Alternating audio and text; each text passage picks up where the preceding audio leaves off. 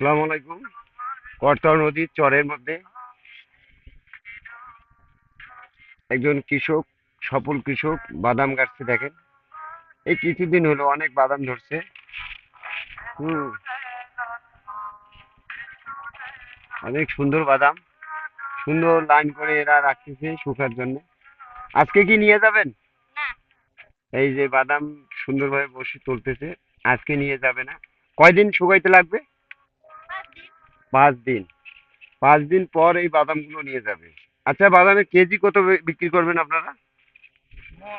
মন? তাহলে 80 কেজিতে 1 মন, তাই না? কত টাকা বিক্রি? সুন্দর বাদাম হচ্ছে, অনেক সুন্দর বাদাম।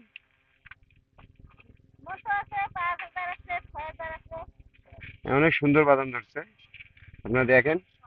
আসলে অনেক এলাকা জুড়ে বাদাম কাটছে, এ বাদাম উঠাচ্ছে। হুম। অনেক মা বোন এখানে বাদাম উঠাচ্ছে।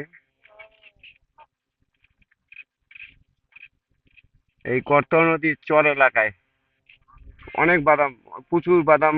আর বাদামগুলো অনেক ভালো, কোনো বাদামের মধ্যে কোনো ডিবেট নাই, মানে কোনো রোগ বালাই নাই, একদম ফ্রেশ দেখেন, একদম ফ্রেশ।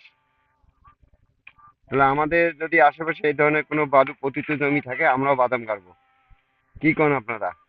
তো অবশ্যই আপনারা বাদাম গাড়বেন, এখান থেকে অনেক লাভবান হবেন। ধন্যবাদ।